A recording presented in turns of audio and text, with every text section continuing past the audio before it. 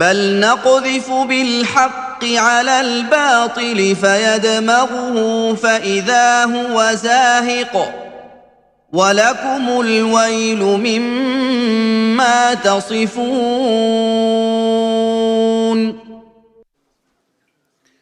بسم الله الرحمن الرحيم.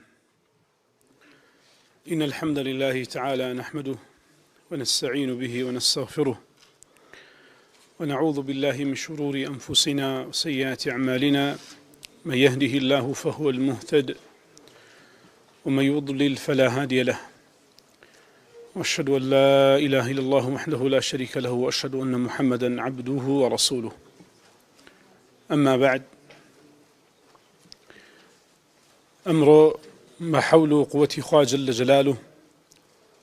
أروين سر شبهيكي نوێ کە دەرسی کۆتایی دەرسی پێشترتان هەندێکمان لەبارەوە باس کرد، ئەوەی کە باسمان کرد بە خێرا گوزەرێکی پێەکەم و پاشان ئەڕۆمە سەر بە وردی و بە لەسەر خۆی وەڵامدانەوەی ئەم گومانە لە بڵاوترین و بەناوبانگترین ئەو گومانانەی کە بڵاوە. طبعا زۆرن گومانە بڵاو و باوەکان، بەڵام تقریبا دوانیان زۆر باون. یەکێکیان بریتێ لە ئەوەی کە خۆیان پێڵێن قەتڵ و عامی بەنو قوڕەیضا الئیبادە الجەماعیە یا بە کوردی کۆمەڵکوژ. دووەم بریتێ لەوەی ئیسلام بە هێزی شمشێر بڵاو بۆتەوە. جا داوای یارمەتی لە خوا ئەکەم جەلە جەلالوه ئاسانی کا بۆمان بەو شێوازەی ئەو پێی خۆشە و پێی ڕازیە لەم دوو یان سێ دەرسەی کە ماوە و لە کۆتاوانەکانن ئەو بابەتە بتوانین ڕۆحەکەی و مۆخەکەی بگوشێرین و خزمەتتانی بکەین. ئێمە لە وەڵامی قەتڵ و شوبهەی قەتڵ و عامی بەنو قوڕەیضا ئاوها دەستمان پێ کرد. وتمان پێغەمبەری خوا صلی الله عليه وسلم کە هاتە مەدینە پەیماننامەیەکی لەگەڵ جوولەکەکانە بەست، و لە بیریشتان نەڕوا جارێ ئەم قسە هەر خۆی لە پرسیارەکە کاتی ئەڵێ قەتڵ و عامە یا کۆمەڵکوژیە هەڵەیە، چونکە هەموو مێژوونووسان کۆکن لەسەر ئەوەی کە بە هیچ شێوازێ کۆمەڵکوژی نەبووە. ئەوەی ئەڵێ کۆمەڵکوژی نەزانی خۆی بە مێژوو پیشانەدا. هەروەها پێغەمبەر صلی الله عليه وسلم پەیماننامەیەک لەگەڵ جوولەکەکانە گرێدا. لەم پەیماننامە کۆمەڵە دەقی تێدا هاتووە. لای خۆم خاڵبەندیم بۆ دەقی پەیماننامەکە کرد و هەنێکی پێویستیە کرد بە پاش و پێشخستن، بەڵام وەکو دەقێکی مێژووی حەزم کرد وەکو خۆی بمێنێتەوە. بۆیە لەو خاڵبەندیانە ئەگەر تەماشای خاڵی 28 بکەن لە پەیماننامەکە ئەڵێ وئین یەهود بەنی عەوف أمة مع المؤمنين لليهود دينهم وللمسلمين دينهم. أفرمي تأوي إلا من ظلم وأثم فإنه لا يوتغ، يعني لا يهلك، إلا نفسه وأهل بيته. هیچ ظلم مستمێک لەسەر کەس نییە ئیلا مەگەر کەسێک تاوان بکە، ستەم بکە، ئەوسا دەرەنجامی تاوانەکەی لەسەر خۆی و خانەوادەکەیەتی. واتە هەر کەس لەوانەی لەم پەیماننامە ئیمزایان کردووە، ستەمێکیان کرد، لە پەیماننامەکەیان شکان، تەبعات بە کوردیش پێ دەڵێن پاشکۆ یا بە پاش هاتن، ئەوەی کە شتێک بێت تەبعاتی بەدواوە بێ، ئەو تەبعاتانی کە ئەکەوێنتەوە لەو ستەمەی کوردوویەتی بەسەر خۆی و بەسەر خانەوادەکەی دەشکێتەوە. هەروەها لە خاڵی 42 وإن بينهم النصر على من حارب أهل هذه الصحيفة. هەروەها لەسەر جوولەکەیە و لەسەر ئەوانی تریشە لەوەی کە لەناو ئەم پەیماننامە ئەم صحیفەیە کەوتمان پێڵەن دەستوری مەدینە کۆنترین دەستورە لە مێژووی مرۆڤایەتی. ئەمە کۆنترین دەستورە لە مێژووی مرۆڤایەتیە. ئەڵێ و هەروەها سەرخستنیان لەسرە بۆ کەسێک شەڕ بکات لەگەڵ لایەنەکانی ئەم نووسراوە کە لایەنێکیان بریتێ لە پێغەمبەر صلی الله عليه وسلم و ئەنساریەکان و مهاجرەکان کەواتە یەهود لەسەریانە لە کاتی شەڕا پشگیری کێ بکە ئەننەسڕ ئەم ڕوایەتەی ابن هیشام سەرخستنیان لەسرە ئەبێ سەر بخەن لە خاڵی 45 وإن النصر للمظلوم ئەبێ مەظلوم سەر بخرێ خاڵی 46 وإن اليهود ينفقون مع المؤمنين ما داموا محاربين 47 وإن يثرب حرام جوفها أم شاري مدينة حرامة لأهل هذه الصحيفة وإن الجار كالنفس غير مضار ولا آثم أم خالاني كخوين مواجه خل سرشي أكنوا يثرب باريزراوة أوانشي لم بيمان نامة بجدار باريزراو نابي كستمك كزد الزريجي بكاتسر أهلي أم بيمان نامة أوشي لدلوي أهلي أم بيمان نامة شركة لغل كسيك للاينكاني أم بيمان نامة أو أبي سر بخريو بشتي برندري وإن بينهم النصر على من دهم يثرب خالي بنجاويك لبيمان نامك لبيويستا لسريان هر كسي هيرشي كرد سر يثرب يعني مدينة أو تشبكن بيويستا عليهم النصر سرخ السنيان لسره أما بريتيلا بندكاني بيمان نامك وكو بواضحي وبروني لبرشاوتان خوينموا كبيغمبر صلى الله عليه وسلم لقال يهودا إمزاي كردوا أصلي أم بيمان نامشمان لمسلم هنا ولا غير مسلم شاباس من كرد لخزمتانا خاڵێکی كتير گرنگە ئاماژەی پێ بکەم ئەگەر باسی گەورەترین کوشتارگەکانی مێژوو بکرێ باسی سێ کوشتارگەت بۆکەن جوولەکەکان وغير ئەوانیش ئەڵێن یەکەم کوشتارگەی سەبی بابلیەکان لە سەدەی 6 پێش زاینە کوشتارگەی هۆڵۆکۆستی جوولەکەکان لە سەردەسی هیتلەر لە سەدەی 20 و هەروەها کوشتارگەی بەنو قوڕەیزە لە سەردەسی محەممەدە صلی الله عليه وسلم سەیرەکە ها لەوە سێ کوشتار گەورەترین کوشتارگەکانی مێژوو هەر سێرەکەیان بەرامبەر کێ کراوە بەرامبەر جوولەکە کراوە هەمیشە ئەڵێن ئێمەشین ئەڵێن بێتاوانین یعنی ئەمە بەڕاستی جێی تەئەموڵ و جێتی ڕامانە على كل پێغەمبەری خوا عەلەیهی سەڵات وسەلام ئەم پەیمانەمەیان لەگەڵەکە کاتێکیش سەیری پەیمانەمەکە ئەکەی هەستەکەی ئەمە نەبێ ئەمان هاوپەیمانێ بن و بەس هەست بەشێکن لە شاری مەدینە یعنی لە هاوپەیمانی زیاترن هاوپەیمان ئەوەیە بەشێک نی لە شارەکەت بەڵام ئەمان بەشێکن لە شاری مەدینە بەشێکن لە شاری مەدینە هەروەها باسی ئەومان کرد کەوا جوولەکەکانی شاری مەدینە بریتیم و لە چەند طائفە ئەدی بزان کێ لە بیری دێ من چەند کۆمەڵ بوون سێ کۆمەڵ بەنو قوڕەیضە و بەنو قەینوقاع و بەنو قوڕەیضە بەنو نەضیر بەنو قەینوقاع و بەنی النەضیر ئەم سیانە ئەمڕۆ باسی کامیانەکەین ئەمڕۆ باسی بەنو قوڕەیضە دەکەین لە بیریشتان نەڕوە دوو کۆمەڵەکەی تر هەر بە خیانەت و پەیمان شکاندن ڕۆیشتون پێغەمبەری خوا عەلەیهی سەڵات وسەلام شار بەدەری کردوون لە شاری مەدینە بەنو قەینوقاع چیرۆکەکەی بەنو قەینوقاع چییە ئافرەتێک بە تاراوە ڕووپۆشێکەوە دەموچاوی خۆی داپۆشیوە جەلەبێک هێناوە جەلەبەوەیە کە ئیهێنن لە بازاڕی فرۆشی وەرازێکی هێناوە بۆ فرۆشن لە بازاڕە کابرای جوولەکە پێ ئەڵێ سەرپۆشینەکەت لادە تاراکەت لادە تارا ئەوەی سەر دەموچاوە ئەڵێ تاراکەت لادە لای نادا بۆیە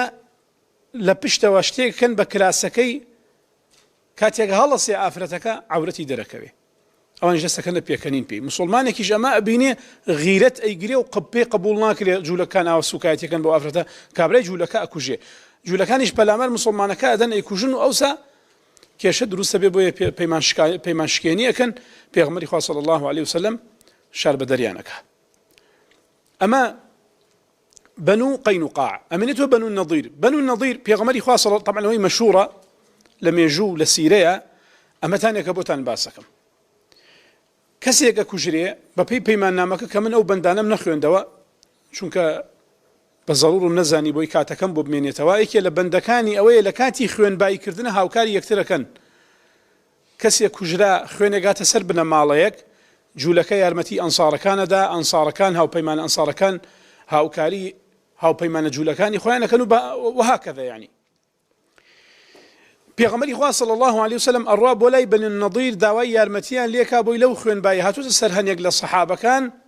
هاوکار بن ئەوانیش پیلاندا ئەڕێژن ئافرەتێک ڕائەسپێرن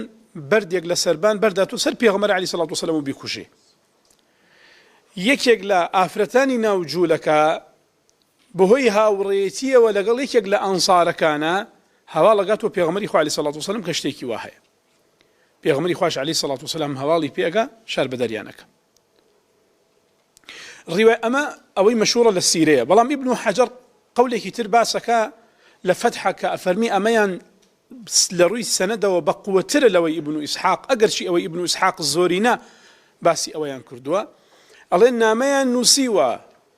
بۆ قوڕیشیان لە دژی پێغەمبەری خوا هانداوە عەلەیهی سەڵات وسەلام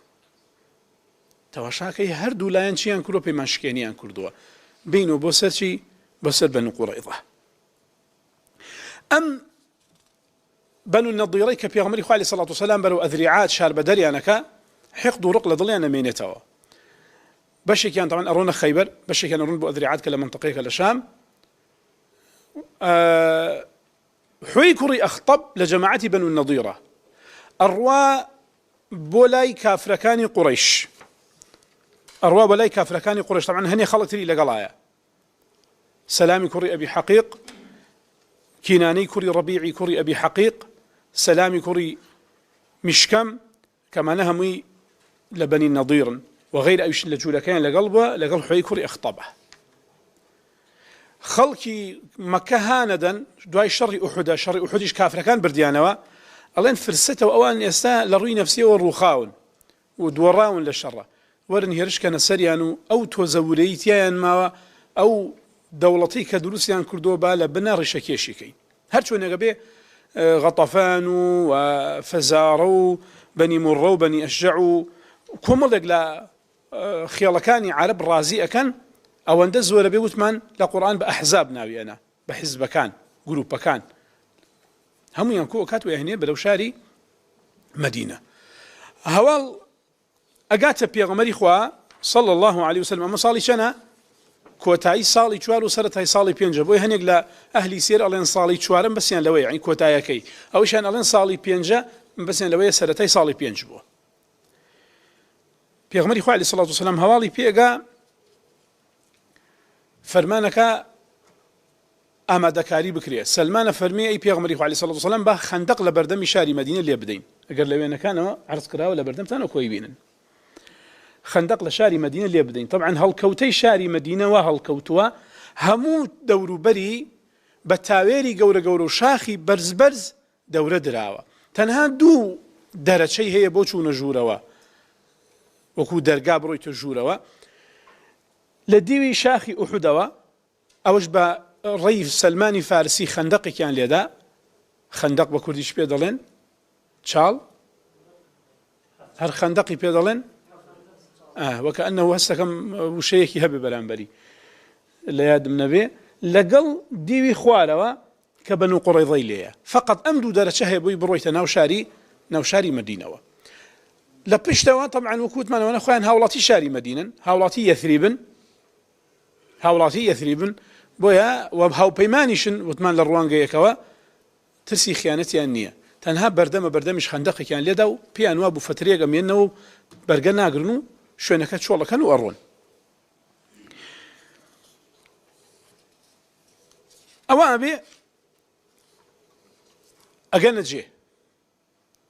ئەگەنەجێ کافرەکان شەوێک و دوان و ئەمێننەوە لە ئابڵۆقەدانی شاری مەدینە بەڵام هیچ سوودێکی نابێ خەندەقەکە ئەوەندە بە قووەتە ناتوانن وەکو لەیەکێک لە وێنەکانە عەرزم کردن کەوا ڕوونی کردووەتەوە کە لە وێنە کە پێتان ئەڵێ قوڵی خەندەقەکە چەندە و طبعاًەوە هەمووی کاتی پێویست بووە لە بێنانی لە بێئاوی لە حاڵێکی زۆر ناڕەحەتا بوون لە زۆر مەینەتیە بوون کە ئینشاءڵڵا تەوەرێکم ئەبێ لە ناڕەحەتیەکانی ڕۆژی ئەحزاب بۆی دوای تەسەوڕکەن هەل لە ڕووی سەیری گۆشەیەک نەکرێ لە گۆشەکانی ڕووداوی بەنی قوڕەیضە و ئەوسا ئیسلام بەوە تەماشا بکرێ چی کردو بە بەنی قوڕەیضە ئەی باشە ئەگەر کەسێ بێ فۆکسەوەی فۆکسی پێ دەڵێن تیشک و فۆکسەکە بخاتە سەر بۆنە لە مووسڵە چی کرا بە داعش ومن لەم دەرسم هەنێ نمونە دێنمەوە لە ڕووی علم و عاقڵەکانەوە لای عاقڵەکان و لە علمی جەدەلیشە علمی بەلاغەشە کاتێ نمونە بینیتەوە لازم نییە لە هەموو ڕوانگەکانەوە هەمووی وەکو یەکوا بێ عوقەڵاکان ئەڵێن عاقڵەکان ئەڵێن نمونەت هێناوە لە یەک ڕوانگەوە لە یەک بچێ قەیدی نییە ئابوونە خەڵک ئەڵێن دووگا بشنە دۆڵێ تەماشاکەی بۆ ئینسانی جێهێنەوە بە نمونەی گا دەیهێنەوە بۆ معنی نییە کەسێ ئەڵێ کاکە تو من کرد بەگا نا تۆی نەکردۆ بەگا و نمونە دێنێتەوە جا بۆی ئێمە هەنێک نمونە دێنینەوە بەو معنانیە لە هەموو ڕوانگەیەک و نمونەکان وەکوێک بشبهێنین ئەو لە حەزەیەک بێت تا کۆتایی دەرسەکە هەر نمونەیەک بوو ئەم لە حەستان لەبیر نەڕوە جا کەسێ بێ بەس تەماشا بکە بزان لە مووسڵە چ کرا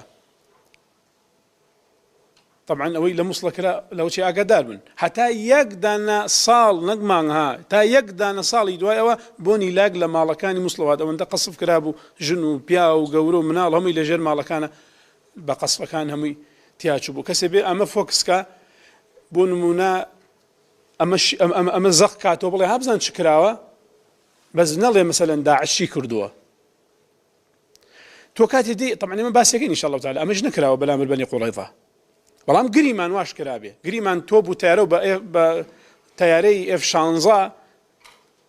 تۆپ و ناقیلە و نەوەی خراپێتە خوار و هەمویان لە ناو چوو بێتن دەست تۆ ئەخە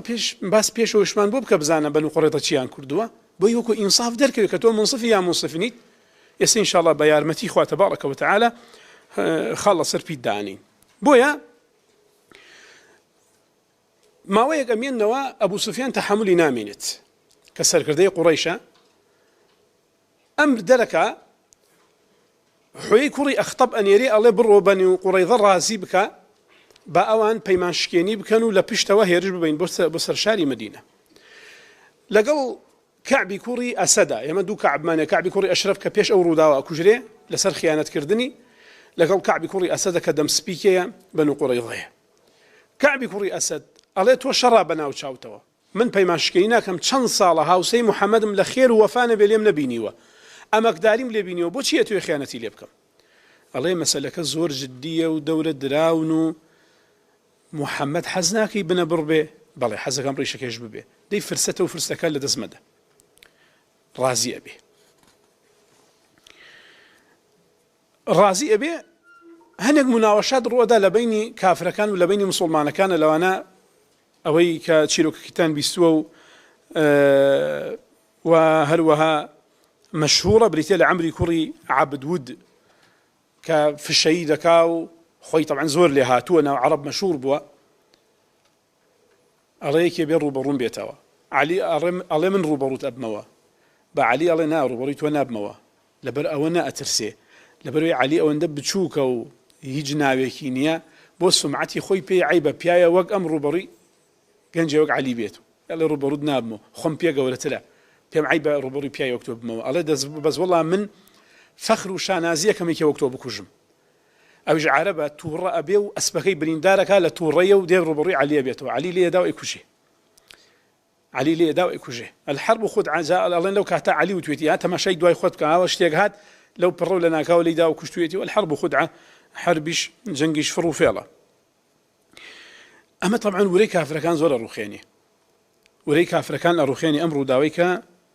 کە ڕوئەدا هەواڵ ئەگاتە پێغەمبەری خوا عەلەیهی سەڵات وسەلام بەنو قوڕەیضە خیانەتیان کردووە لە ژێرەوە بێەوەی سەحابەکان بزان چکە وەزعەکە زۆر ناڕەحەتە دوای باسێکم بە حەول و قووەتی خوا لە ژێرەوە چەند سەحابەیەک ئەنێری ئەڵێ بڕۆن تەئکید کەنەوە بزانە خیانەتیان کردووە یا تەنها دەنگە و قسە و قسەڵۆکە سعدی کوڕی معاذ سعدی کوڕی عوبادە کە گەورەی ئەوس و خەزرەجن لەگەڵ خەواتی کوڕی جوبەیر لەگەڵ عەبدوڵڵای کوڕی ڕەواحە ئەڵێ بڕۆن تەئکیدێکم بۆ بکەنەوە لە ئەم دەنگ و باسەی کە بڵاو بووەتەوە ئەگەر هاتوو خیانەتیان کردبوو بە ئاشکرا نەیڵێن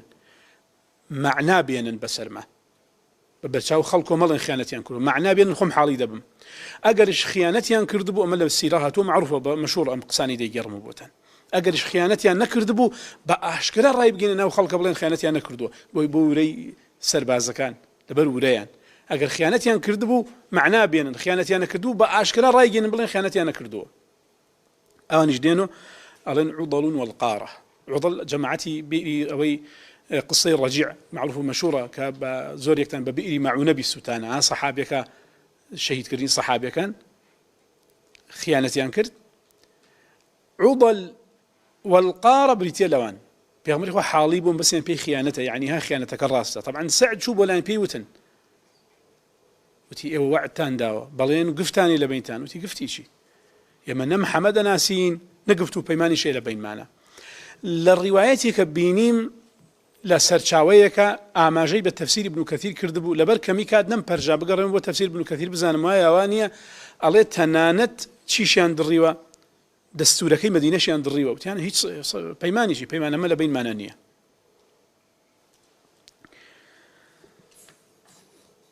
ئەفەرمی لەم حاڵەتەن و مسلمانەکان خۆیان قایم کردووە سعدی کوڕی معاذ ئەگەڕێتەوە زۆر تووڕێ لە خیانەتی هاوپەیمانەکانی چونکە هاوپەیمانی سعدی کوڕی معاذن هاوپەیمانی سعدی کوڕی معاذن وەکو چۆن بەنی قەینوقاع هاوپەیمانی کێن هاوپەیمانی خەزرەج بوون ئەمانیش هاوپەیمانی ئەوس بوون هەر لەبەرەوەش و پێغەمبەری خوا نەیکوشتن تەکلیفی کرد عەبدوڵڵای کوڕی شاربەدەریان کە تەکلیفی کرد عەبدوڵڵای کوڕی ئوبەی کوڕی سەلول گەورەی منافقەکان پێغەمبەری خوا بەخشیە ئەو پێغەمبەری خوا عەلەیهی سەڵات وسەلام بەخشیە ئەو هەر ئەمە جوای کردبوو ئەمان قووەتیان پەیا کرد و ڕێیان بۆ شل بوو خیانەت بکەن وتیان ئێمە ژووک و بەنی قەینوقاع لێمان خۆشە بێ کورە شتێوەمان پێ ناکە با خیانەت بکەین وەکو دوای باسیەکەین لێخۆشبوونیان زیان بۆ سەر مەدینە چونکە لێخۆشبوونەکانی پێشوو هاری کردبوون عفویانی کردبوو پێشتر بۆی هار بووبوون یانوس دیسانەوە خیانەت بکەن لە شاری مەدینە و لە پێغەمبەر عەلەیهی سەڵات وسەلام بۆیە تیرێک ئەوە شێنن باسمان کرد دەرسی پێشوو سعدی کوڕی معاذ بریندارە بێ واگەر سەیری دوعاکەی سعدی کوڕی معاذ کەن بۆتان دەرەکەوێ خیانەتەکەیان چەند گەورەیە دوعاکەڵێ خوایە نەمکوژی هەتاوەکو عقوبەکەی سەر بەنی قوڕەیضە بە چاوی خۆم ئەبینم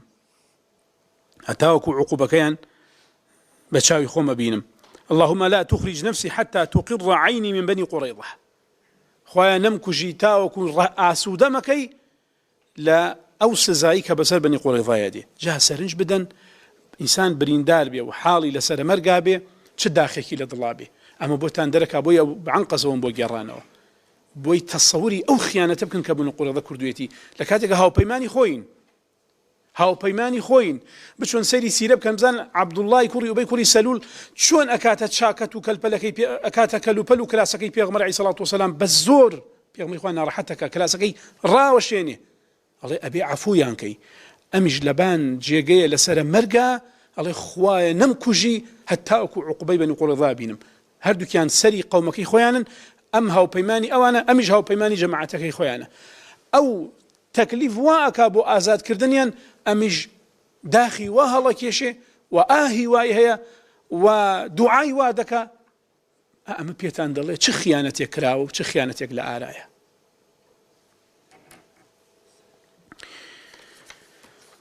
پاشان بەنی قوڕەیضە چەند خەڵکێک ڕائەسپێرن بۆ هێرشکردن سەر شاری مەدینە لە پشتەوە پێغەمبەری خوا عەلەیهی سەڵات وسەلام 700 شەکدار ئامادەکە بۆ ڕووبەڕووبوونەوەیان ئەڵێن هەنێ مناوەشاتیش دروست بووە وەکو لە مەغازی واقدیە درێژەی پێنادەم لە مجلد یەکە لاپەڕە 460 وردەکاری ئەو هێرشەی بەنی قوڕەیضەی هێناوە کە ئیکەنە سەر شاری مەدینە ئەڵێ ئەبوبەکری صدیق الله والله لقد خفنا على الذرار بالمدينة من بني قريظة والله لم كان من ترسين لترسي بني قريظة أو روجة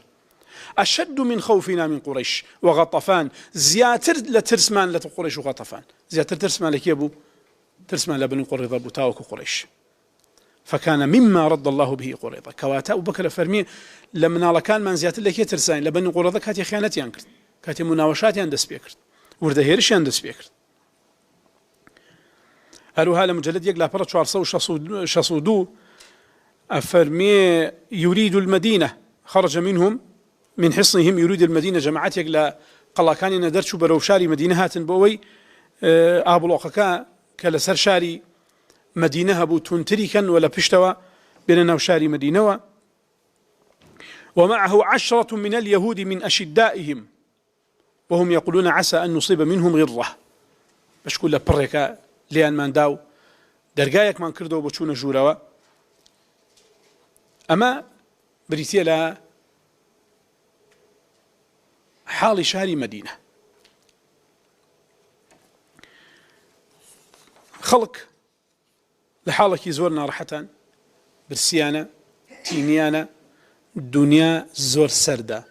يكيك للشركان بلكو نالم يكيك للشركان بلكو حساسترين شر جياني بيغمري عليه الصلاة والسلام كمدينة عفوا لكناري تياتشون بوا بريتي للشر أحزاب بيغمري عليه الصلاة والسلام للشر بدر آوى تزبر زكاته ألين عاباكي سرشاني كوتوتي خوايا أجر أمكو ملغ مسلمان لنا وبتشني تتولى سر أرزنا برسري والله أو ما ترسي لروجي أحزابها بوا إلا مقر كسي مسلمان بوبي ولا شاري مدينة بوبي بو شوينيك بو سفريك يا شوتا شارو ولاتي كيتن يشتجي بوبي أو سا مسلمانك بي أجر نا لنا وبشوي أنا وروجا مسلمانك لسر أرزنيما بويا ما ترسي كزور قوري سيدي قرآن كان فرض قال فرمي يا أيها الذين آمنوا سورة أحزاب اذكروا نعمة الله عليكم بري نعمتي خواب كانوا بسرتانوا إذ جاءتكم جنود ككمل سربازي زور هاتن بوتان فأرسلنا عليهم ريحا باما بوناردن وجنودا لم تروها وهل وهاكم الله فريشتش ما ناركي أوانتا نبيني وكان الله بما تعملون بصيرا إذ جاءكم من فوقكم لسرتان وهاتا يعني أحزاب كان قريش ومن أسفل منكم أفرون بريتيلا منافق لا بني قريظة بريتيلا بني قريظة بتايبت لا بشل جيرة يعني بني قريظة وإذ زاغت الأبصار بلام الله أعلم دورنيا ما بس ولا همو لا يكوبي شكل همو حزب همو جروب كان دوري شاري مدينة درابو وإذ زاغت الأبصار سنجي مبدا يعني تشاو كان لايدا لهموشتك شاو كان لايدا لهموشتك وبلغت القلوب الحناجر أما بريتيلا حنجرة عليه الضلا كان قشتها حنجرة مسي حالتك زور نارحته حالتك زور سختو يعني من الخوف من شدة الخوف لا ترسى ضلطان أدونا وقرقتان وتظنون بالله الظنونا أوسا قماني جورها قمانتان بلان بخوي خوتان برت هنالك ابتلي المؤمنون أو كاتئت المسلمان كانت وشي ابتلائه زورنا رحتات وزلزلوا زلزالا شديدا ولنا رحتي أو روداوة تشي زلزالك زورنا رحتات زلزال يعني حالك وجولا وإذ يقول المنافقون والذين في قلوبهم مرض ما وعدنا الله ورسوله إلا غرورا خو هرشي خو بيغمر كي وعد يعني بيانا داين إسلام سرك إسلام واي بيدي خو هم درو دل سبو أي كوا أو تدور من دراو كابرا زماني ناكبروا ميزيب كاو بيتو بأسراحات هم يدرو دل سبو نعوذ بالله وإذ قال طائفة منهم يا أهل يثرب لا مقام لكم كم الله كانوا تيان للمنافق كان أي خلقي مدينة لا إقامة لكم ولا مكان طواو وتمايشين يتر شويني ما نوتان ونشتجيبون تانما فارجعوا يعني فارجعوا إلى منازلكم قرنوا بما الله كان إخوتان هل واجبوا أما بريتيا لو يناكردني قرآن بو سختير داوي بني قريظة وشري أحزاب دو بريتيا لا باشك شي كومالك لا خيالي حارث باشك شاكا الله إن بيوتنا عورة وما هي بعورة الله ما الله كان من دوري تشولو بخوا كزينة لدور بري باب قرنوا بو بالاسني دروش يعني لا ترسى قري كانوا بقرنوا بويا فرض قال فرمي تبارك وتعالى يقولون إن بيوتنا عورة وما هي بعورة يريدون إلا فرارا ألن قلايكي نيو دوريكي نيو لجير دسا بآساني فرض قال فرمي بلكو أيانوي لشرا كان أترسنوا درودا كان ولو دخلت عليه من أقطارها ثم سئلوا الفتنة لأتوها وما تلبثوا بها إلا يسيرا باشان فرض قال تبارك وتعالى أفرمي تبارك وتعالى يحسبون الأحزاب لم يذهبوا وإن يأتي الأحزاب يودوا لو أنهم بادون في الأعراب ئەفەرمێ تەمەنا ئەکەن یا گومانە بن لە کافرەکان نەچوونە بۆ مەککە لەبەرەوەی لە کافرەکان ئەترسن ئەگەر بێت و جارێکی تر کافرەکانیش بێنەوە يودوا يعني يتمنوا لو أنهم بادون في الأعراب يعني خۆزگە لەو دەشتە بۆیان لەناو شاری مەدینە بۆیان بۆی دووبارە ڕوبەڕووی ئەم شەڕە نەبوونایەتەوە خاڵی سێ ئەو ڕۆژە ئەوەندە ناڕەحەتە پێغمبەر صلی الله عليه وسلم نوێژی عەسر ناکە نوێژی عەسر ناکە خۆتان زان نوێژی عەسر لە ئیسلام چەند گەورەیە ئەوەندە مەینەتی و ناڕەحەتە نوێژی عەسر ناکە ناتوانێت نوێژی عەسر بکە خاڵی سێ جەوەکە ساردە زستانە سەرمایە خاڵی پێنج ناڕەحەترین ڕۆژ بۆ لەسەر پێغمبەری خوا عەلەیهی سەڵات وسەلام لەسەر قسەی ئومو سەلەمە ئەفەرمێ لەگەڵ پێغمبەر عەلەیهی سەڵات وسەلام بەشداری چەندین شەڕ و مەترسیم کردووە بەشداری مڕیسیعم کردووە بەشداری خەیبەرم کردووە بەشداری حودەیبێم کردووە فتح حونەین لم يكن ذلك أتعب لرسول الله صلى الله عليه وسلم ولا أخف عندنا من الخندق هیچ کامنی ناڕەحەتتر و ماندوو کەرتر و پڕوکێنەرتر و شەکەت کەرتر و ترسێنەرتر نەبوو بەقەی شەڕی خندق و ئەحزاب و بەنی قوڕەیضە ئەفەرمێکی وذلك أن المسلمين وأن قريظة لا نأمنها على الذراري وكاركيو بو دور ما اندرابو وإمجل بنو قريظة ظلنيان بو فالمدينة تحرس حتى الصباح مدينة حتى بياني باسواني أكراو مقيتي أكرا لترسي هيرشي كافر كان لولاو بنو قريظة لبشتوا بوي عليه الشوان مسلمان شي أنا كر الله أكبر يعني كر حتى بلا بيان الرجا بوا أو سايت إلا سلامة يابن أقرنا الشو حتى بلا بيان الله أكبر يعني كر همو شو أو روايتك الليلة ولا السيرج دي سانو برشام كوتوا كأليه مسلمان كان شو حتى بيان الله أكبر يعني كر ولا ترسي هيرشي كافر كان هروها خالي تر خالي الشجوانية بوني كومالي مرجفو كومالي پشبردر لناو شاري مدينة بلاو كروي ترسو دل الراوكيه خدان زانو جور خلقنا همو ملتيك هيا ويك ترسو دل الراوكه بلاو كاتو كومالي منافقة بن ضلي مسلمانين ترسان پیغمبر صلى الله عليه وسلم كاتيك اي فرمو كو توزي درباسكم باذن خوي پرودگار اي فرمو والله او فتحي كسرى كاين او فتحي شام كاين امتكم ديكا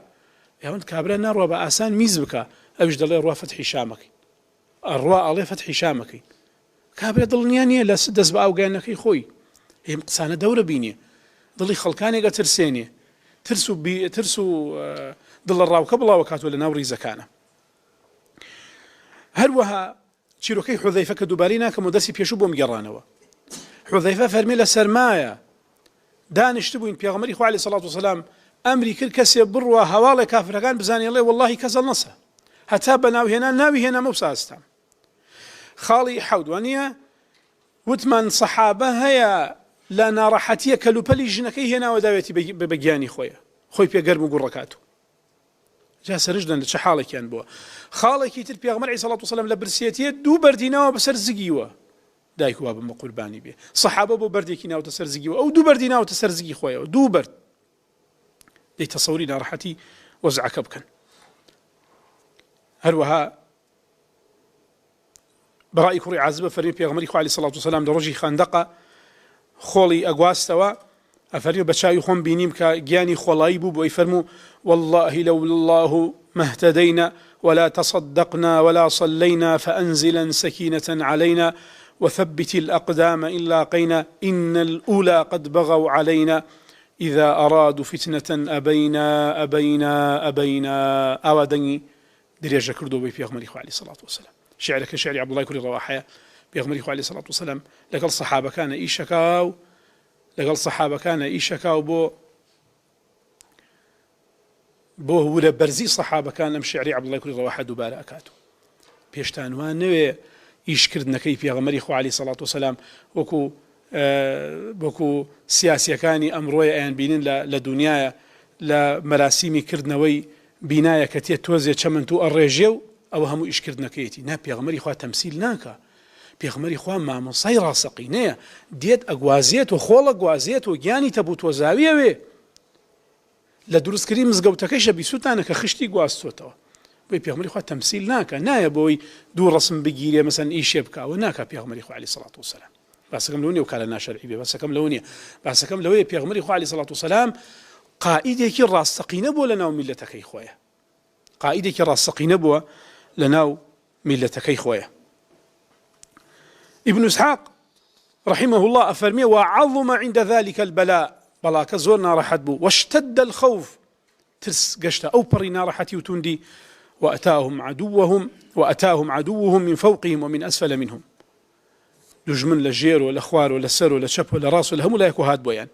حتى ظن المؤمنون كل ظن حتى إيمان داران همو قماني كان بو دروس بو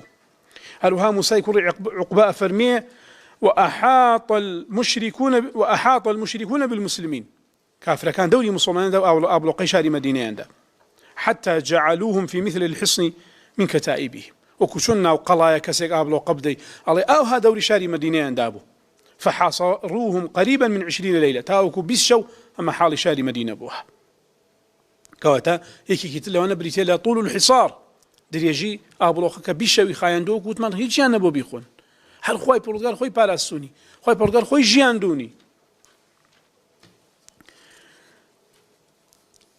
باشان اوانی کوا ام تانا مسلمانان دن لسر او روايتانا لو روايتنا صحيحه لا توكم الله معجزه بو پیغمبر خوا رويدا ولا مشره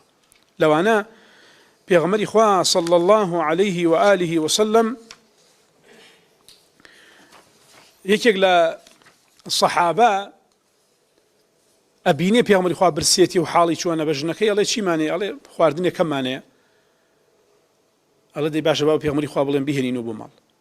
ئەڵێ یا رسول الله علیه الصلاة والسلام لە ماڵی ئێمە داعوەتی خۆت تەنیا ئەڵێ بە خێزانەکەت بڵێ دەست لە چێشتەکە نەدا ئەی خەڵکی خەندەق ئەی خەڵکی مەدینە هەمووتان داعوەتن لە ماڵی جابرە سبحان الله جابر ئەڵێ زۆر ترسام تۆزی خواردنمان هەیە ئەم هەموو خەڵکە ئەڵێ گەڕێم و بە ژنەکەم وتم پێغمبەری خوا فەرمێ دەست لە خواردنەکەت مەدە بەڵام هەموو خەڵکی خەندەقەی هێناوە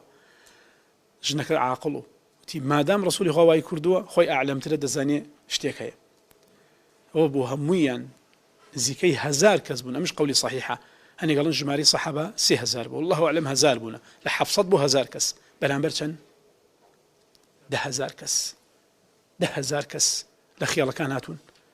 دەوری شاری مەدینەیان داوە جگە لە ئەوەی پشتیان لە بەنی قوڕیظە بۆیە ئەمە معجزە یەکەم معجزەیەکی تر بەردێک دێتە ڕێگایان بەردێک دێتە ڕێگایان پێغمبەری خوا عەلەیهی سەڵات وسەلام بەڕێکە لێ ئەدا ئەڵێ واللهی وەکو خۆڵی لێکە هەروەها سەحابەیەکی تر بەردێک گەورەتر کە هەنێکە فەرمون نزیک تەقدیریەکەن بە مەتر ئەڵێ نزیک 12 مەتر بە 12 مەتر بووە 12 مەتر بە 12 بەس من تەسەوڕەکەم تەقدیرەکەیان تەقدیرێکی زیاترە ئەو پەڕی دەوری 6 مەترێک بووە والله أعلم بەڕەکە دەوری 6 مەترێک بوو هەرچی لێیان داوە نەیانتوانێ چاریکەن پێغمبەر صلی الله عليه وسلم یەک قازما یا قوڵنەی پیا کێشاوە ئەڵێ یەک لای هاوڵۆتە خوارە و تێتی الله ئەکبەر واللهی کۆشکەکانی شاممان پێدرا یەک جایتر واللهی کۆشکەکانی فارس کۆشک ئەڵێ ورەیەکی زۆری دا سەحابە لەم حاڵەتە ناڕەحەتیە پێغمبەری خوا مژدە دەداتە سەحابە واللهی برایان ئەمە بۆتان دەرەخات سەحابە بۆ سەحابن خاون ئەو ئیمانە بەرزە بوون منافقەکان چیانەوت ئەمانەی چ دەڵێن إن الناس قد جمعوا لكم فاخشوهم فزادهم إيمانا يا وشركاتي هيرش كلا سر بيغمركتان ضلنا خوشي قردتيو أي بخوا خذ لو شي رأسيش كان وايجنا أو زام منافقي خوا فلا من ده أما إيمانة برزو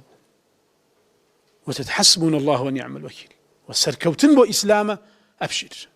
فأنت على هدي الصحابة رضي الله عنهم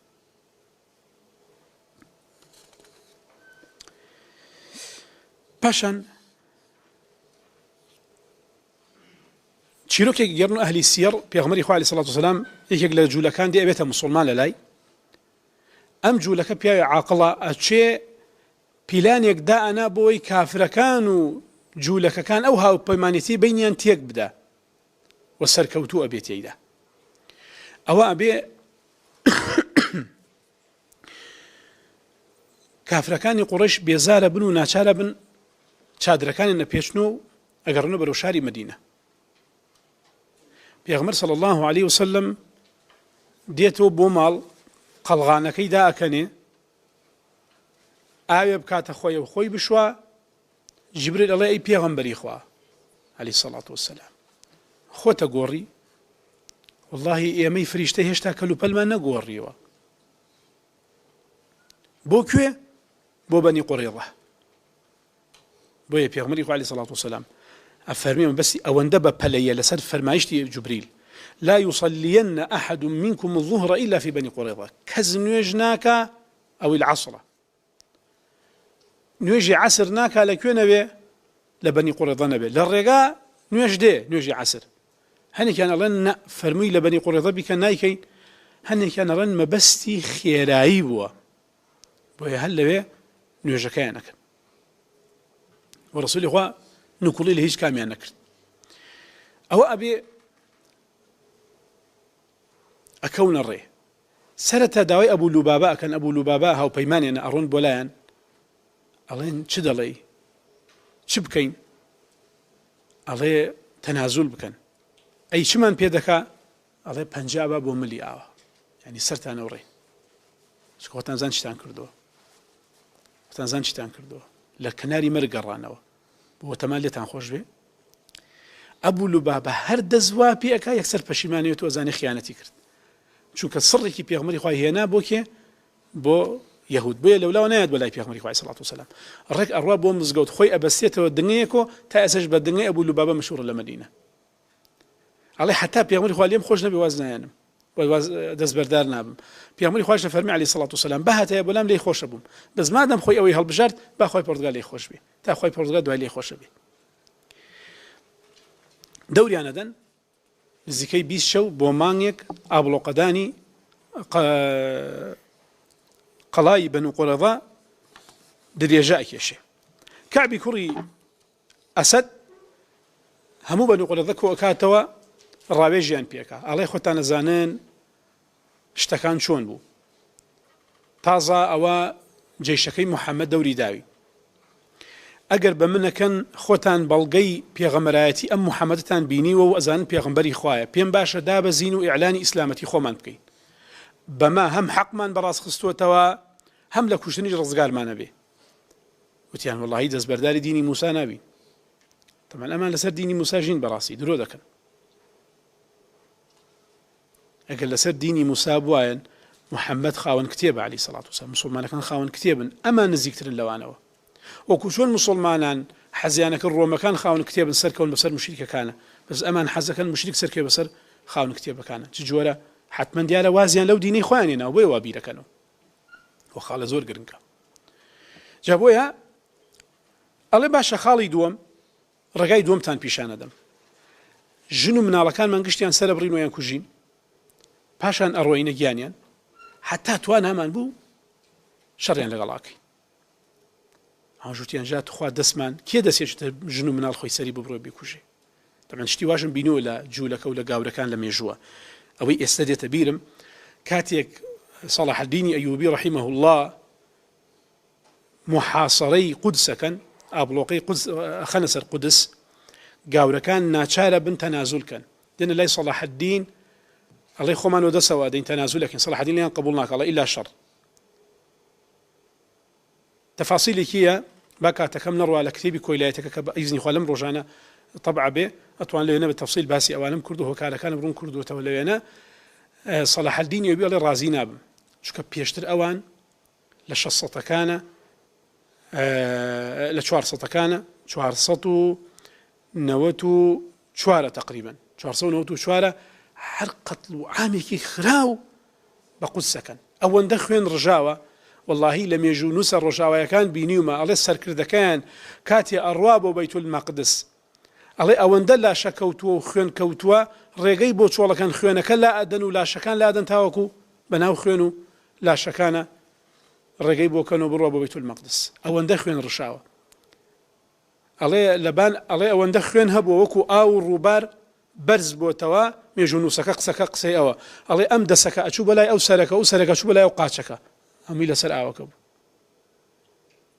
جابزان چیان کردووە ئەمە لە ساڵی 490ەکانە جا سەڵاح الدین ئەڵێ ئەبێت تۆڵەی ئەوەتان لێ بکەمەوە تەنازول نییە ئیلا ئەبێ بێنە ژێربارم جا باسەکەم لە چییە ئەوان وتیان ئەی سەڵاح الدین ئەگەر هەر بڕیار مردن بێ ئێستا ئەڕۆین چی حیوانمانە ئەکوژین چی ژن و مناڵمانە ئەکوژین چی پارە و سامانمانێ لە ناوی ئەدەین ئەو ساتین شەڕی مردنەکەین چکە مادام هەر نەتیجە مردنە نایڵین بە ئاسان ماڵ و سەرەوەت ئێمە دەست بکەوێ سەڵاح الدین بینی وا دەڵێن ئەوستا ناچار بوو تەنازولی کرد و ئەهلی شوڕاکەی دەوروبەری وتیان با تەنازولیان بۆ بکە با تەنازولەکەیان قبوڵکەین ئەوستا تەنازولەکەیانی قبوڵ کرد و زۆر نەرمیش بوو لەگەڵیان بە شایەتی ڕۆژئاوایەکان نەک موسڵمانەکان بتەنیا جا بۆیە وتی بە ئەمە بکەین وتیان نەوەڵڵا دەستمان ناچتە ماڵ و مناڵی خۆمان وتیان سێیەم با چ بکەین ئەگەر کات تەواو بوو ئاگادارم بکەنەوە چکە من سەعاتم نەگرت تەواو بوو